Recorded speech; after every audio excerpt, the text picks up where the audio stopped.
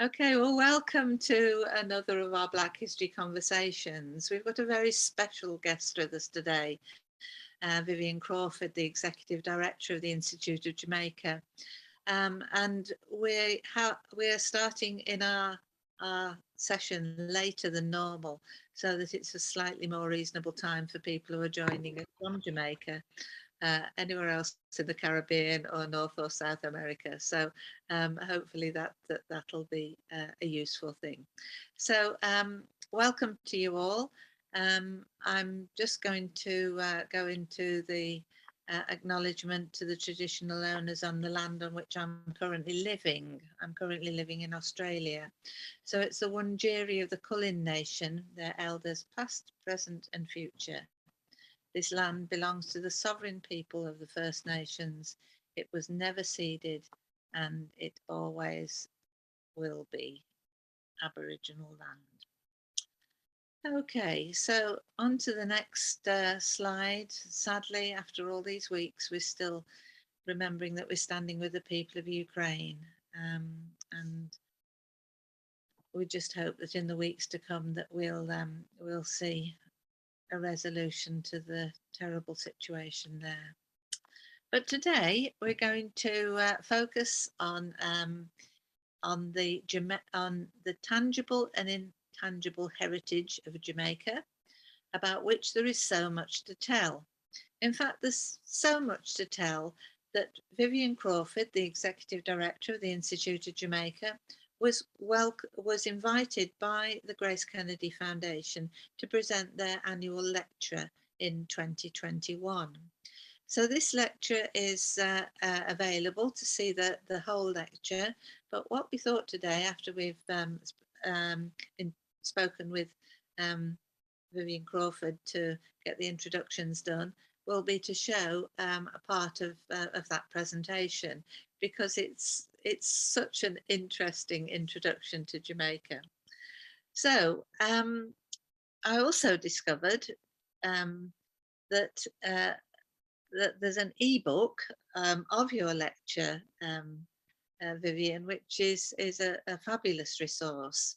So we've got the link there, but just to say that the lecture seeks to respond to the words of Sir John Huggins, a former Governor of Jamaica, in his message for the inaugural publication of the Jamaican Historical Review way back in June 1945. But this is such an important statement. No one can understand the present or plan for the future unless he knows how the community in which he lives came into being. That's a really important element there. Okay, well, Vivian, it's great that you're with us, and I'm sure you're happier at 8 o'clock in the morning than you would have been at 6 o'clock, which was our previous time.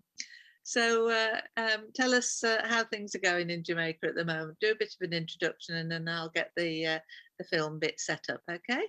Yes, well, good morning again, and thanks to you, Mrs. Liz Millman, and all our viewers. And I want to express thanks in a very special way. Thanks and deep appreciation to our dear Liz for her tireless work in helping us to understand how we can make planet Earth a better place, how there can be peace on this earth, and we are all bearers of this peace. This presentation, though, I wanted it to be dedicated to the Windrush brothers and sisters and their descendants. I especially want it to be dedicated to them, and it's not too early to do that. They should know before they come on. This is fortuitous that it is dedicated to them, because when they left Jamaica, 99% of what is in this presentation, the Grace Kennedy lecture, they did not know about it. In fact, there is a gentleman who became Vice Chancellor at the University of the West Indies, Sir Philip Sherlock, and he was responsible for the founding of the University of the West Indies which was opened in 1948, Windrush year. When he was a child at high school in Jamaica, he asked his teacher, an Englishman, "Sir, could we learn something about our history, our heritage?" And the teacher looked at him and said, "Boy, you have no history." Of course, the rest is history, because this gentleman dedicated his life to prove that teacher wrong. Careful what we say. I want also to acknowledge our own minister, Honorable Olivia Grange, Minister of Culture, Gender, Entertainment, and Sport, who has the portfolio ministry responsibility for heritage, to acknowledge governments over the years for making sure that our heritage is alive. The technical team from the Institute of Jamaica, Miss Andrea McDonald and Miss Jardine Stevens, for PowerPoints, etc. And my own brother in London, he's now 91, and my sister Min, my son Lawson, and all their families and all the Jamaicans who would be linking into this. It is a privilege, pleasure, and duty for me to give an overview of this lecture. I hope this presentation to last some 15-20 minutes. You should know about Grace Kennedy. It's one of Jamaica's largest food and finance companies, and it is this year celebrating the centenary of its establishment. Operations are in the Caribbean, North and Central America, United Kingdom, and Africa. The portfolio companies provide a diverse range of services, including banking, bill payment, Cambia, consumer lending, food distribution, insurance, investments, life and health insurance, remittance. The foundation, a subset of the company, was established to be a worldwide corporate foundation committed to the well-being of individuals and communities through environmentally sustainable program promoting healthy lifestyles and access to education.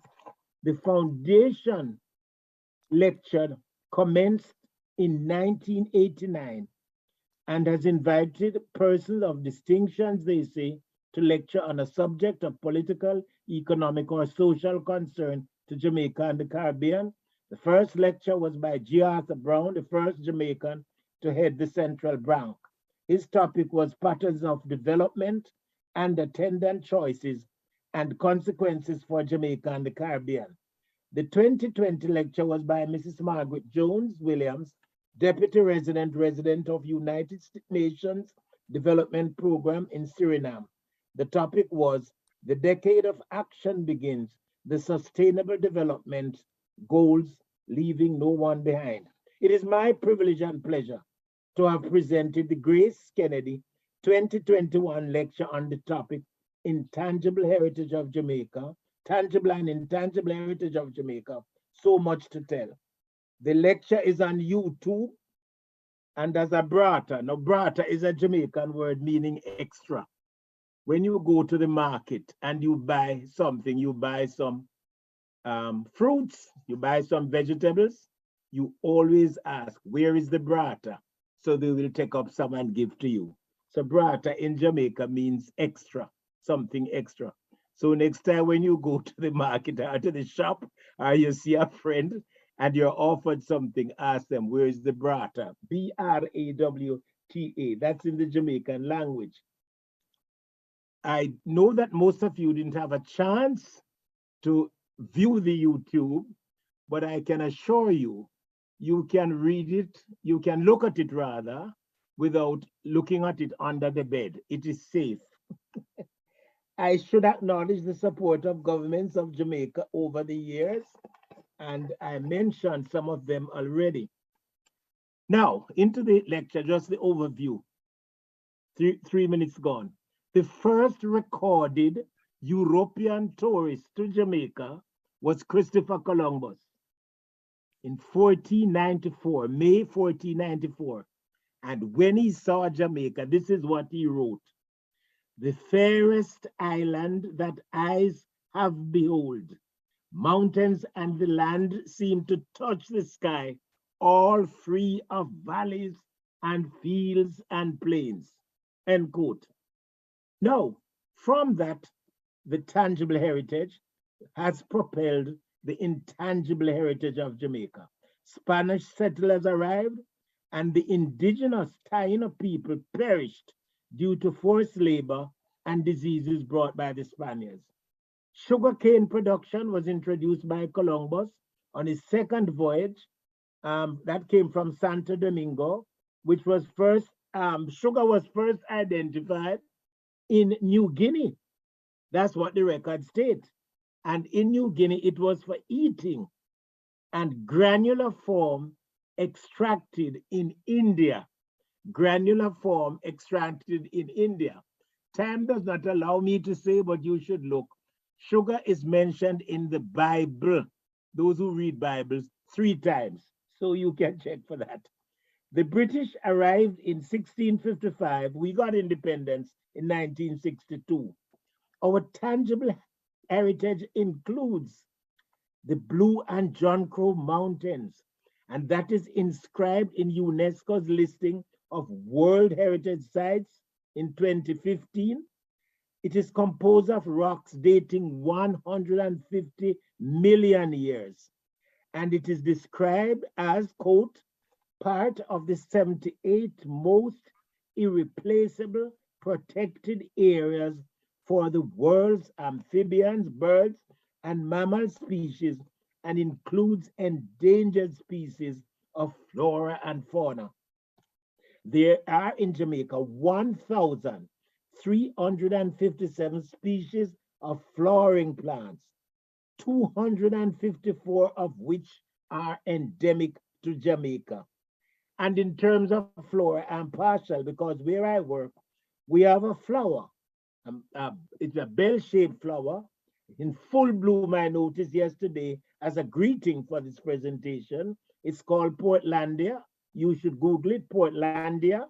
It was first identified in 1754, and it's named after the Duchess of Portland, whose husband was governor at the time.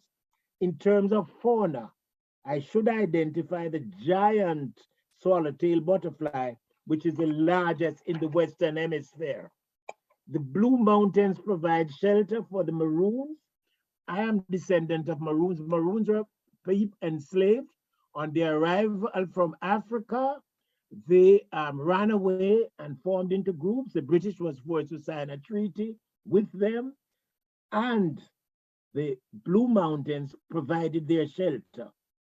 Now, there's a place called Bluefields in Westmoreland, and that is where the English naturalist Henry Goss, 1830, 1888, he brought worldwide attention to our birds. And this is the district, incidentally, where Peter Tosh, the reggae singer, grew up. And you remember his song, Jah is my keeper. And that song was sung at Canterbury Cathedral a few years ago at the consecration of the Jamaican Bishop, Rose Hudson Wilkin. I have a list of Jamaica's flora and fauna, which when it is identified, Miss Liz will send to you. What you should know, what you should know. I swear I turned it off. You should know that Dr. Hans Sloane, a British doctor, he lived in Jamaica 1689. He was doctor to the Duke of Albemarle, who was in charge of the island.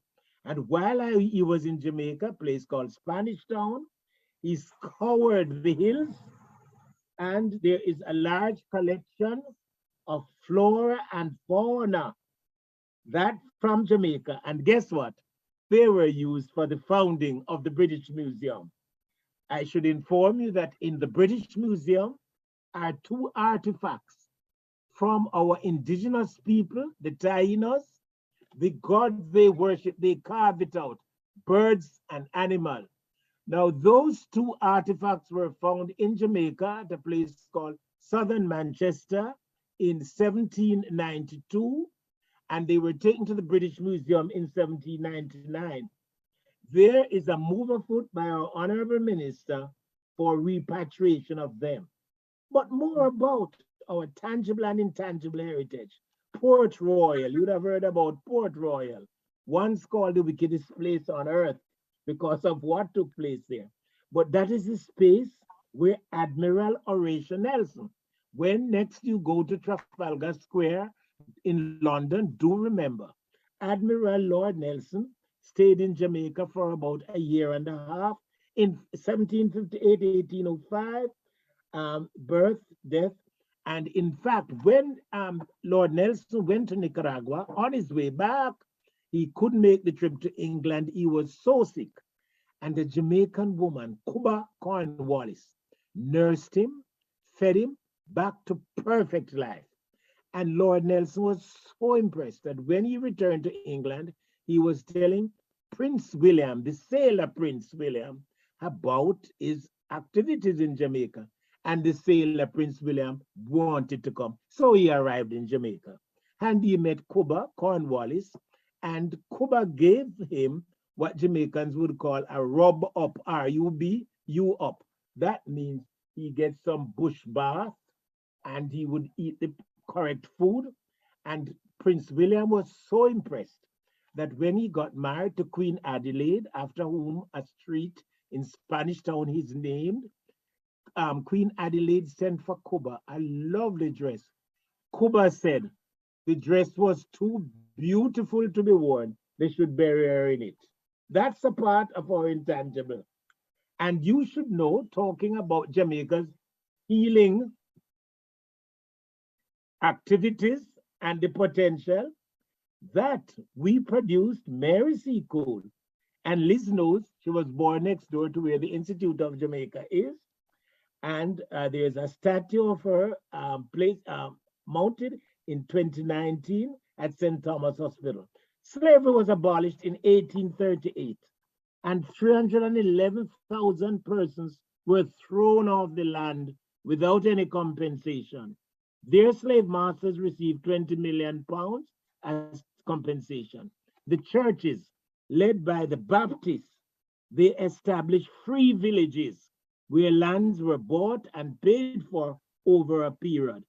It is touching for me that recently, Mr. Sean Wallace, you all know him, the English TV, ITV quiz show, The Chase, he traveled to Jamaica here and came to the Institute, had a lovely conversation because he traveled to Sturgetown. Sturgetown is a free village, and that's where his mother came from. He went there in search of his DNA. The Taino, our indigenous people, two of their carvings I want you to remember are in the British Museum. Now, in terms of our intangible heritage, the culinary specialities, the jerk. Now, jerk is a Jamaican word, and it was first started by the Tainos, our first inhabitants, but they called it barbecue. Now, barbecue is a Taino word. Wherever in the world you see it, remember, first came from Jamaica, barbecue. But jerk came about because the Maroons, my ancestors, when they were thrown off their land, when the British pursued them, sad story, they had to leave behind their cultivation and their children if they were crying. If the children were crying, they had to leave them behind and they perished because the noise would tell the British where they were. That is the reality of enslavement. Now, so the jerk, they left their pigs behind, but the pigs came out at night and ate their cultivation. So they had to use a dog or dogs to go after them, catch them. They would kill them, clean them up. But the journey back to their homes would be so long that they had to cook them, that is, jerk them. And there is a technique in jerking them. The meat is supposed to be boiled for half hour. You don't just take it, the pork, season it, and say you jerk it. It must be boiled for half hour to make it soft and to kill any worms which might be lodging in there. So in terms of the culinary delights, we have pepper pot soup, that is a vegetable soup with a lot of pepper. And then for dessert, we have, I don't think we gave that to Liz. We have to put it on the agenda. A dessert called blue drawers. Blue drawers. It is, we use the leaves of the banana and we put, it's like a pudding, and you wrap it with a string and then you boil it. When next to go to a Jamaican home, ask them if they have any blue drawers. And then the Rastafarians, that's the world's latest religion, started in Jamaica by a man named Leonard Howell. Now they have given a lot to the world and to Jamaica because Bob Marley was a Rastafarian. And you're aware that the BBC declared One Love as the song of the century, and Time magazine declared the album Exodus as the album of the millennium. Um, Sports, of course, you know, of Usain Bolt, Shelley and Fraser Price, and you should also know that reggae, our music, was inscribed by UNESCO in 2019. The Maroon music, the music of the Motown Maroons, I had the honor, the privilege of chairing that committee. That was inscribed by UNESCO as part of the intangible heritage of mankind in 2003. In terms of our language, the Jamaican language, Miss soon come. You understand that, Liz? I think so. Miss, what do I say? Miss soon come. I'm coming in a minute. You are brilliant. Go to the top of the class and take a mango. So then we have the what is called the Jamaican patois, and we have proverbs. And my brother, Hawthorne, this one in London, he's 91, and he, as a child, told me all the stories, the proverbs. The Our ancestors did not have access to books and literacy, so they used the flora and fauna to teach us lessons. And my brother always told me that we should not be too pleased with ourselves. Never be too pleased with ourselves, because there is a bird called Chip. And one day it was seen walking very stealthily, very carefully. And someone said to the bird, "Why are you walking like that?" Now that bird weighs about 4 ounces. And he was asked, "Why are you walking like that?" The bird said, "If it walked any heavier, the earth would sink." It is so powerful that so we should not be too pleased with ourselves. And also, there are so many proverbs that we use in our language to help our people. If monkey going to buy trousers, it must know where it is going to put its tail. Before you take a decision, know what the consequences are going to be. And also, there is another one: stand and sin up while dance, interference does. Stay and see does not spoil a dance. If you interfere, it can spoil it. Don't rush into things. It's better to wait sometimes. So in summary, you now should look at the YouTube, because our own Marcus Garvey said a people without the knowledge of their past, their history, their origin or culture is like a tree without roots. Marcus Garvey, born in Jamaica, but he died in London in 1940. The past is history, the future is a mystery, but the present is a gift. That is why it is called a present. And we want to thank Liz Millman for allowing me to open this present with you. Thank you. Thank you very much indeed. That was brilliant.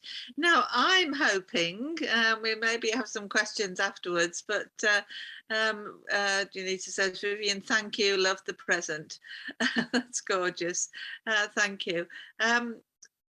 What I'd like to do now is to share a toops of the YouTube film. Is that okay? Oh, yes.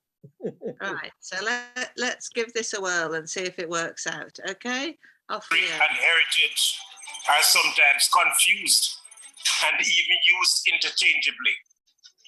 While closely associated, they are different. Our history is everything that happened in our past, documented and undocumented, while our heritage is what remains of the past in the present. The concept is an extremely wide one, covering many different areas, which many of us do not even recognize as our heritage. This lecture will break down the concept and discuss the different ways in which we can look at and learn about our heritage. When we travel through Jamaica, we see many buildings, churches, schools, aqueducts, waterways, great houses, forts, and monuments that were built hundreds of years ago. And these we readily recognize as part of what is described as our tangible heritage.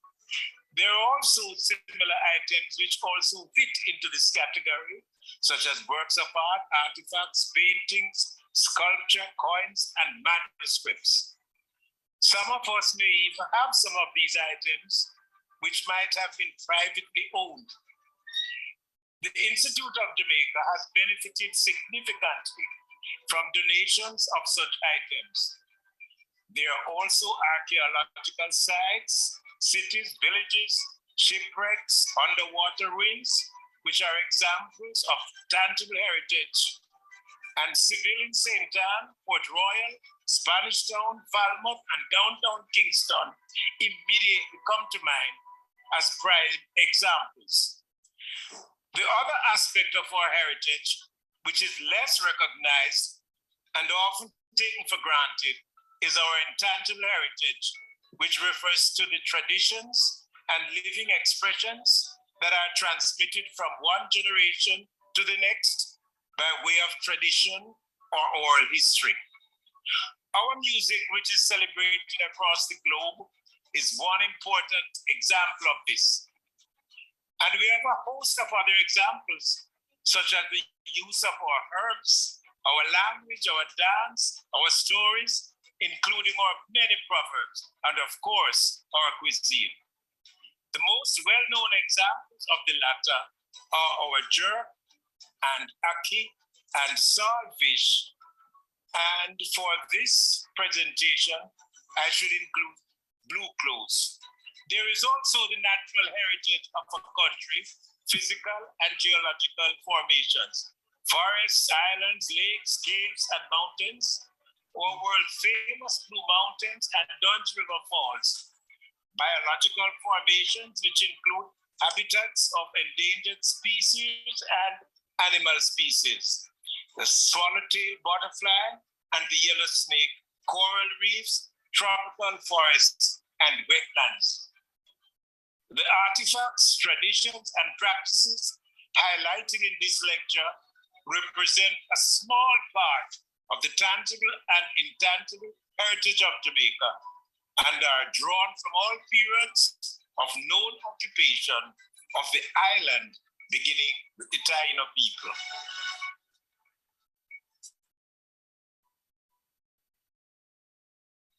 Vivian, it is my privilege to be able to share this evening, delving into the rich and diverse heritage of our island with somebody as knowledgeable as you.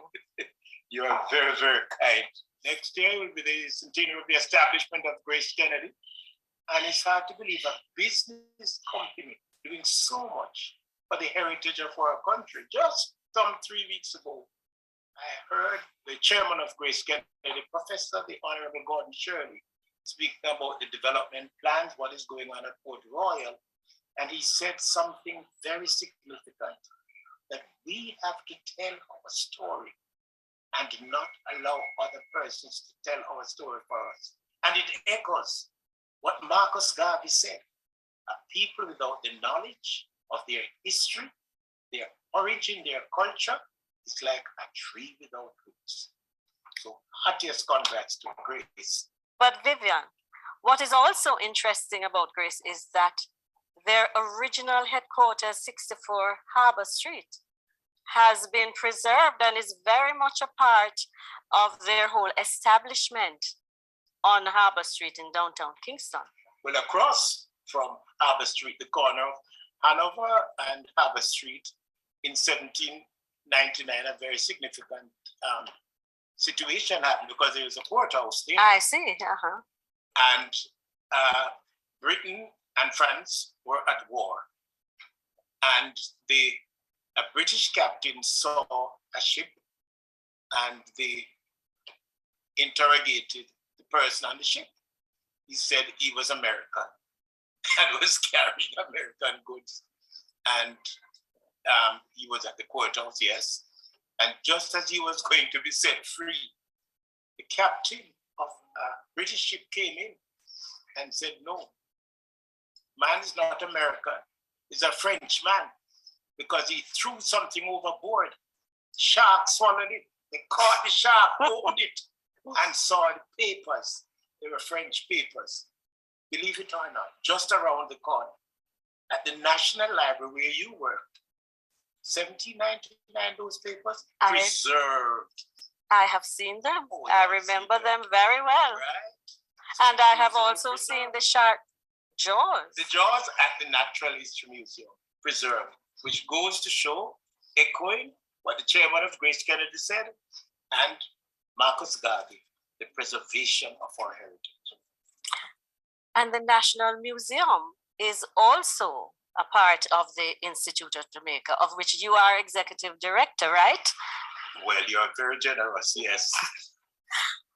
But I understand that you have artifacts at the National Museum, which go back as far as the Taino period. Yes, we do. And it's very interesting that you say that because they were our first inhabitants.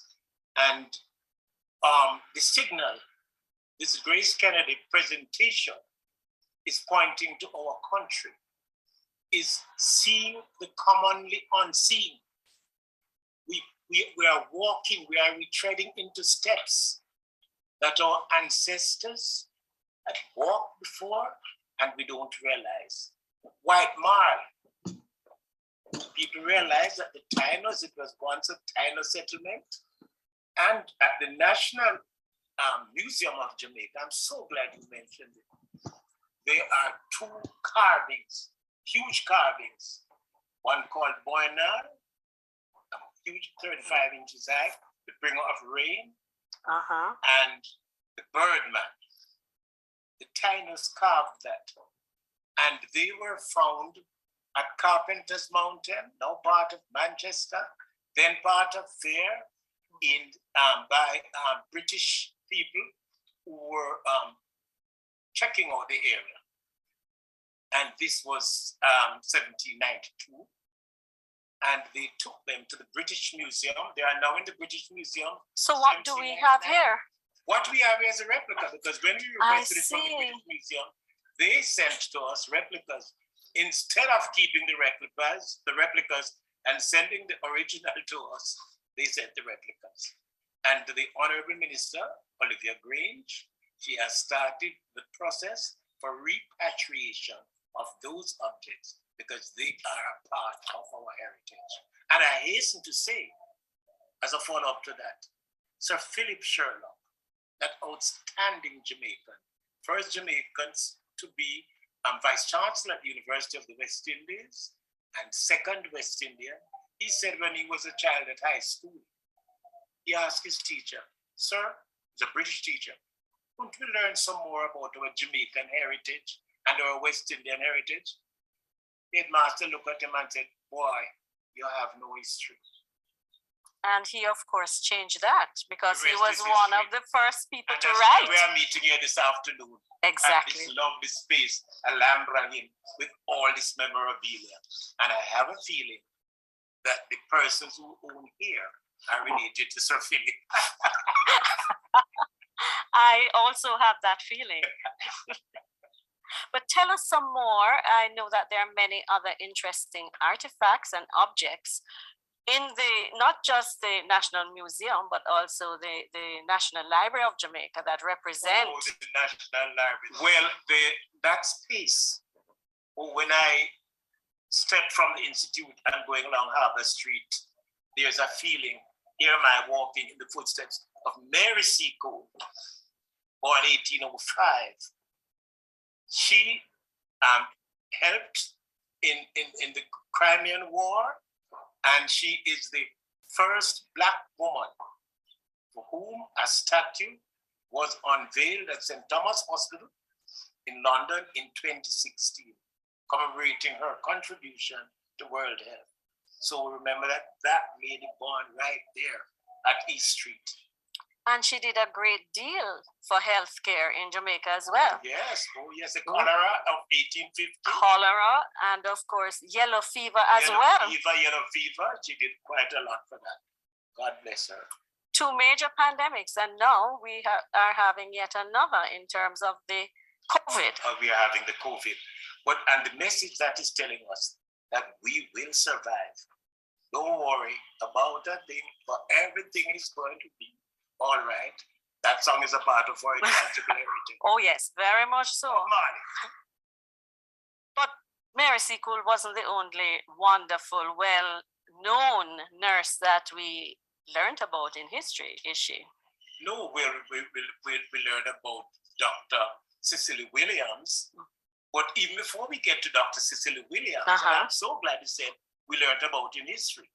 When we go to London and we pass by Trafalgar Square and we look up at the monument to Lord Horatio Nelson, not many Jamaicans know, or even people in the world know, that when he was in Jamaica at Port Royal, stationed at Port Royal, he went to Nicaragua. And on his way back to England, he couldn't make the journey. They had to leave him at Port Royal, sick. And who nursed him to perfect health? Cuba Cornwallis. And also those people are living up in Cooper's Hill. Some of them know where Lord Nelson lived. He lived up there in Cooper's Hill. And although he was sick, he was looking out at sea at Port Royal to see if the French were coming in to invade Jamaica. Cuba Cornwallis, that nurse, restored him to perfect health. And I said elsewhere recently that when Nelson went to England, he told Prince William about Cuba. And he met Cuba, and Cuba gave him some. This is Prince William? Yes, and what we in Jamaica would say, some rubber. So Prince William came to Jamaica. He's the first royalty to come. And when he returned, he told his wife, he got married, Queen Adelaide, after whom a street in Spanish Town is named, Adelaide Street. Yeah, I know that. And she sent a dress for Cuba. Cuba said, oh, this is too beautiful to be worn. She should be buried in it. So she's still wearing it. That's a beautiful one. But when I think of people like Cuba Cornwallis and Mary Seacole, and I think of the demand, the global demand even that our nurses enjoy. No, I think it is that spirit of adventure, that spirit of nurturing and caring that has been passed down to the 20th, 21st century Jamaicans who are still migrating, still spreading. They make a significant contribution. And a link, I don't want us as Jamaicans to forget that link with the prince, because Prince William became King William IV. And he signed the apprenticeship bill in 1834. That same man who came to Port Royal and got some healing from Cuba, he signed it in 1834. And guess what? In 1838, the person who succeeded him, Queen Victoria, signed the Emancipation Bill. I know we're going to come to that in some more detail a little later in the conversation. But I know in addition to the National Library and the National Museum, there is the Natural History Museum, which the flora and fauna, right. I hope it's okay to stop the presentation there, because There's another lovely chunk with the flora and fauna, but we'll take our whole session up if we take that. Oh, that was incredible. I Liz, you are so kind. enjoyed. Not one mango for you, but two. And Two mangoes. especially to see that filmed with so much, so many good shots. Now we have drones that can take these brilliant photographs, great photographs of Port Royal and Kingston and other places. And great that you were at the Alhambra Inn, because that's a hotel I definitely recommend. It's so beautiful. It's so casual and so Jamaican. You know you're in Jamaica if you're at the Alhambra Inn. And it was nice that Maxine was interviewing you. So it's about an hour, the whole presentation. And yes, so they can watch it with their leisure at home. Yes, yeah, yes. it's brilliantly presented. Thank Now, you very much. My colleague Natalie Fagan Brown is with us. Natalie's part of the Learning Links International team and also chair of the North Wales Jamaica Society. And she comes from McCoy, North Clarendon. So, Yay! Natalie. And fellow Maroon. Yeah, I know. Wow. Yay. But Vivian, I really enjoyed that presentation. It was really rather good. And it was really good too, because history is a way of writing out the female counterparts in history. And you really touched on some key Jamaican females. There are many more, but some key ones. So it was really, really heartwarming to listen to. Yes. Thank you. I'll pass this on. Right, yes. Lovely. I don't know if anybody else has got any questions or comments. I just thought it was so fascinating, and it was great to hear those proverbs. I like the one about the monkey going to buy trousers. Has to work out where his tail's going to go. Yes, excellent. Lovely. And, we have another version of that one too, Liz, is that it says, John Crawford know in Batitan before he swallow habe seed. Right. Which is really the same thing. You better know how you're going to deal with the consequences when they come. You don't stop here. and it was interesting that for Grace Kennedy, you talked about the well, you didn't call it blue drawers, you called it something else. It was to provoke the discussion. Oh, they went crazy because they say it's not that. Blue clothes. Some people call it blue. Some people call it blue underwear. Or dokono. Dokono is the African word. Dokono. And it was great as well to make people understand how to make proper jerk pork, that you need to boil it for half an hour to kill the worms and things. Excellent. Okay. Season and boil. Season and boil. Right. Okay. So that's great. So my colleague Simon, who's very kindly hosting this, has put me over to co-host. So I'll do the wrap up a little bit later on. But we have got some other really nice things we want to have a look at and get up to speed on. So we've got folks with us from all over the place. So Vivian, thank you so much for that. And thank you for joining us on a fairly regular basis for these Black History conversations. And we very much want to work with you on other ways that that you can tell your story. And I think it's really important. We've had too many white people telling the story. We need to hear the story from other perspectives, but then we white people need to tell our story. So I'm just going to... Sorry, thank you very much. It's my privilege and duty to share. And thank you very much, and to the listeners. Absolutely wonderful. Every country has a story. Yes, don't we just? Right. I'm just going to share the screen a moment, and thank you very much indeed for that contribution. So the important bit here is to recognize, look up the YouTube, but if you look up Jamaican tangible and intangible heritage, so much to tell, and put Vivian's Crawford's name, you may want to put in Grace Kennedy as well, but then you'll find it quite easily. But then also, if you look up on the Grace Kennedy site, you'll find the ebook, but I can always send you this information again if that's what you want. Okay, so I'm just going to now have a look at some of the other things that have been happening, but thank you again, Vivian. I haven't had a chance to read the ebook yet, but it seems fascinating, and we're going to have another opportunity to revisit this fantastic presentation because it really needs promoting. It's so valuable, so informative.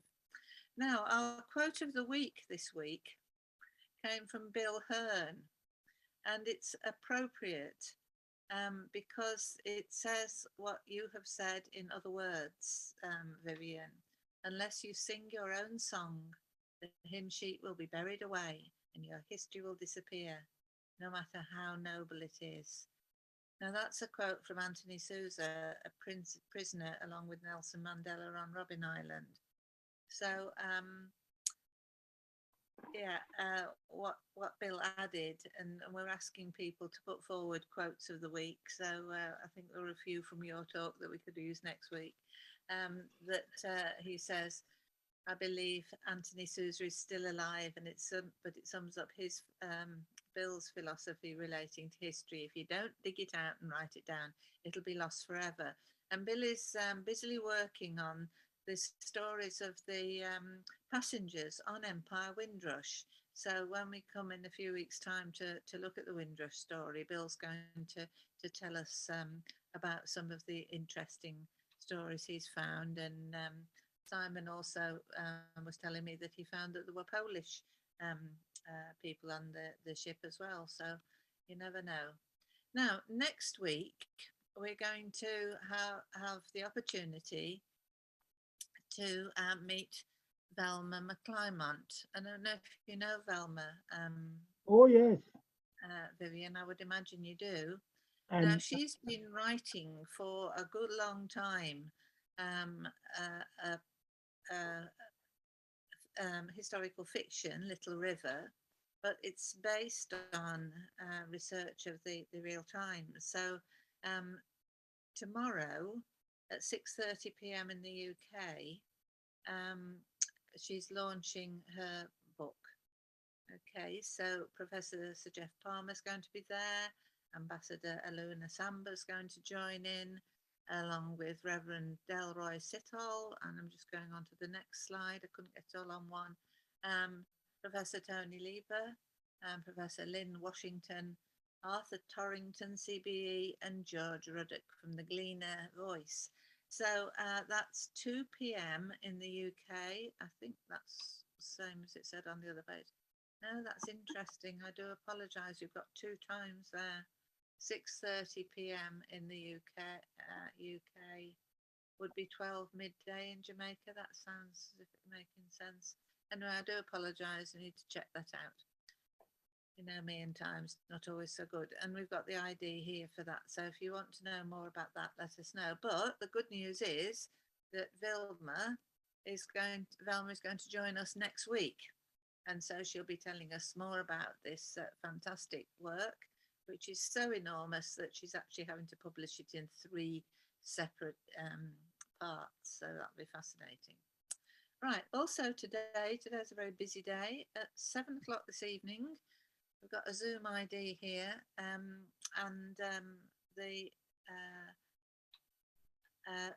TUC, Wolverhampton, Bilston and District Trades Union Council, are going to launch their new research on into the history of Wolverhampton and the Black Country's links to transatlantic enslavement. So that's a really amazing presentation, and I know Natalie, you're going to try and join that, and I think Marcia is as well. So that's great, and that'll really take us a long way forward, because the detail that they've uncovered is, well, what can I say? Waldrum Henry, Negro collar and handcuff maker, Brickiln Lane. I often used to drive down Brickhill Lane when I lived in Wolverhampton. So a very close history, a very interesting session that'll prove to be. So it's good. Also on Saturday, Llanllafar, the Welsh People's History Society, are staging what's happening in Black British history. And Marcia is going to go up to Bangor University to actually be there for the event. It isn't on Zoom, and it's going to be fascinating. It's the 14th of the What's Happening in Black British History workshop, so it's really quite special.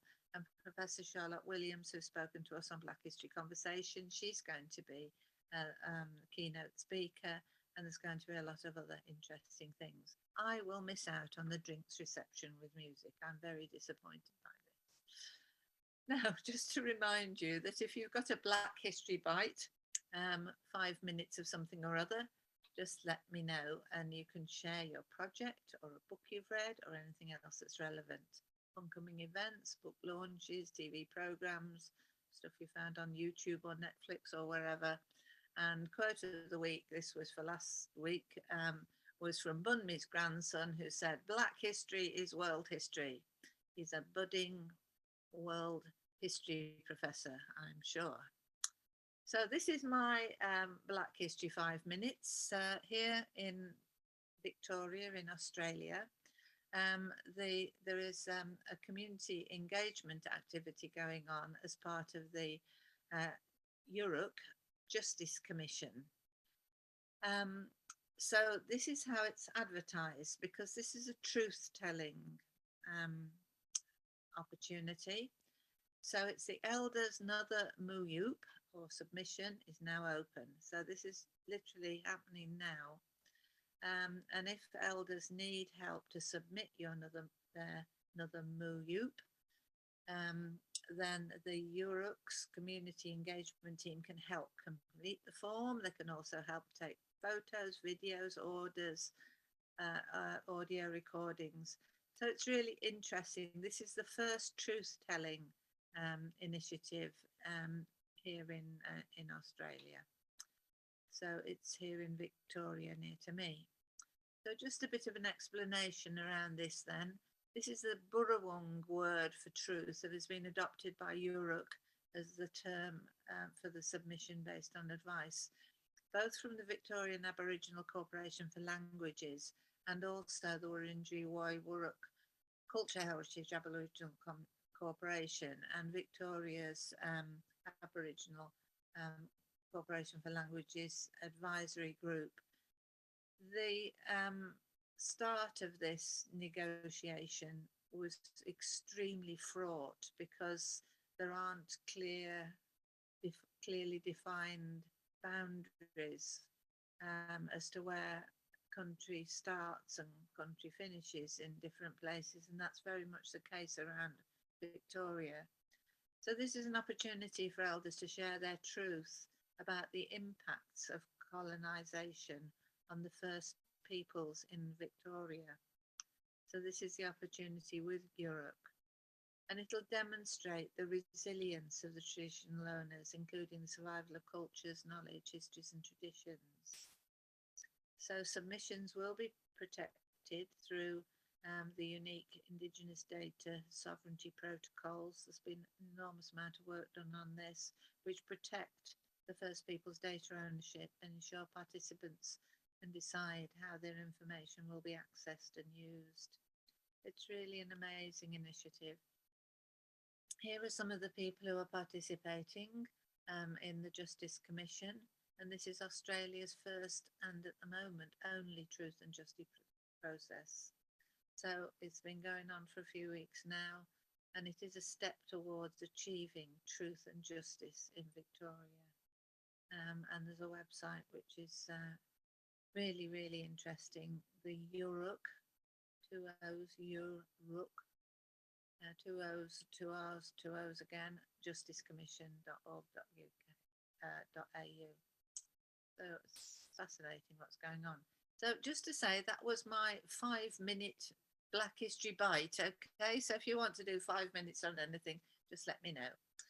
Simon very kindly also sent this link, which is about there's power in names and how in Antigua, lost ancestors, I'm not sure about being unearthed is quite the right way around. I should have read it properly. But it's about finding the identity of the people who built, particularly the English harbour in Antigua. These stories have been wiped from history, but through meticulous scrutiny of documents found in London's National Archives and corroborated with Antiguan-based ecclesiastical records, they've unearthed an incredible 700 names. So this is a really amazing project, and it was initiative. It's been promoted through the BBC News. And they're now in the throes of landmark genealogy work, which will link the country's modern day residents, who often share surnames like Joseph, James, Henry, Gardner, back to their African ancestors. A really interesting initiative. Thank you, Simon, for that. When I was meandering around on YouTube, I discovered this, and I have to say it's really very interesting indeed. Professor Dorling from the University of Oxford talks about Brexit and the end of the British Empire. Professor Dorling was a play worker, he happily tells at the beginning of the session.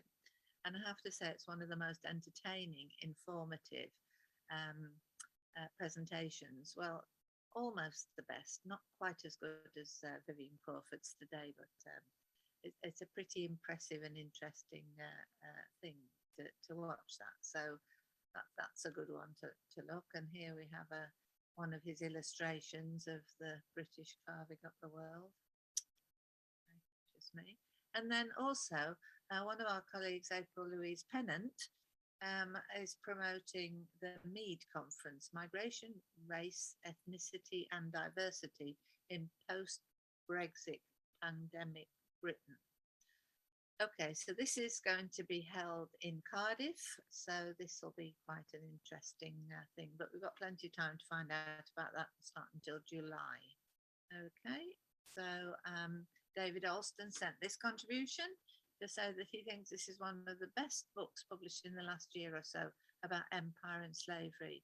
It's Patrick X. Scullen's Slave Empire, How Slavery Built Modern Britain. Now out in paperback, so it's even easier to get hold of. And there's a really good 15-minute presentation by the author, which you can find on YouTube. So there's another good one. Thank you very much, David, for sending that on. Also to say that David's own book is fantastic, Slaves and Highlanders, The Silenced Histories of Scotland and the Caribbean. And David's a historian and independent researcher, one of the small group of us who've got these Black History Month conversations going. So based up in the Highlands, and he's published a range of articles, and his research is exceptional and carries on. So great, David. And a little bit more off the book, saying how this book explores the prominent roles of Highland Scots in the exploitation of enslaved Africans and their descendants in the cotton, sugar and coffee plantations of the 18th and 19th century. And so David pays special attention to the new colonies of the Southern Caribbean, including Grenada and Guyana and Suriname. So it's very interesting. And our own Unita Cox Westmas and husband Rod have included or wrote the foreword. So a really important publication that. And David has also written a book about Cromarty history. So there's that was an event that's coming up, or it's just been, I can't see it on my screen, I do apologise. Right, then we've got again things coming up with the from the Windrush Foundation, the launch of a campaign for a Kelso Cochrane Day on 17th of May each year. So if you want to join that to find out what's going on, that's through Eventbrite. Fantastic series. I think I told folks about this last week, but The Journey of an African Colony, The Making of Nigeria. It's now on Netflix and it is extraordinarily informative. Really good session. Talks about Badagry, some really difficult memories, and here the story about the Amazing Grace, and some interesting maps, and very, very informative. It's now being used in Nigerian schools. It's such a good resource. Also, it talks about the Royal Africa Company, the company of cutlers, the people who made the weapons that the British were using when they advanced into the African coast, and also to remind us of the guinea coin and the little elephant, which is down here on the guinea coin. Oops, a daisy. Right, so just moving through there, lots of information. Another interesting thing that I came across was this one. It's on Netflix or YouTube. It's called Who Put the Klan in the Ku Klux Klan, and it's presented by Neil Oliver, and it examines links between racism today in the Deep South and the Scots, that were some of the first people who occupied the Deep South of the States, and how the Klan was actually from their Scottish ancestry. So it's hard to watch, but it's fascinating. Right, we're hoping that we're going to welcome Ifekele Jean Samuel again another week, and he's going to tell us about some of his new paintings. But that's all for now. Right, okay. So, all right, we need Beverly needs the link to Dorling's talk. Right, okay, I'll look that out for you now. And Janita, right, you've put a link for the booking. How do you book for the event in Bangor tomorrow? Thank you very much indeed, Janita, for keeping an eye on the chat. So the booking link is there. That's fine. Okay. All right. So Beverly, you're going to have to give me some more information. I can't just recognize that one, but I'll get back to you about that. Okay. Write myself a note here. So I'm not sure if there's anything else anybody wants to add or join in with. Enormous thanks again to Vivian Crawford. Absolutely fantastic. That's such an interesting presentation. Next week, as you know, Velma McClymont's going to join us and tell us about her publication, but her launch is later on.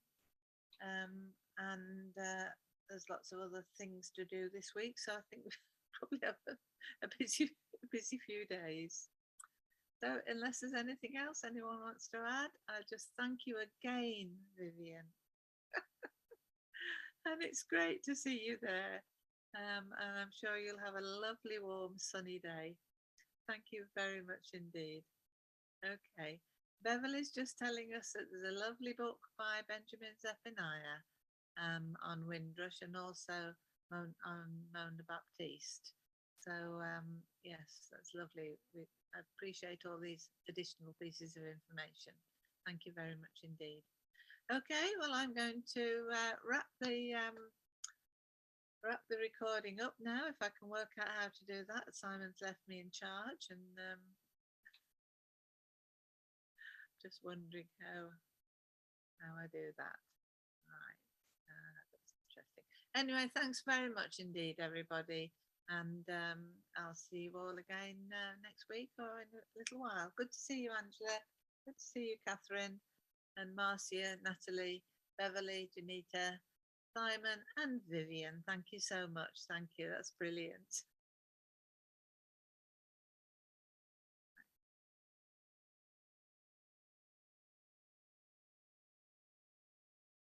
Thanks again, Liz. Oh, that's okay. No problem.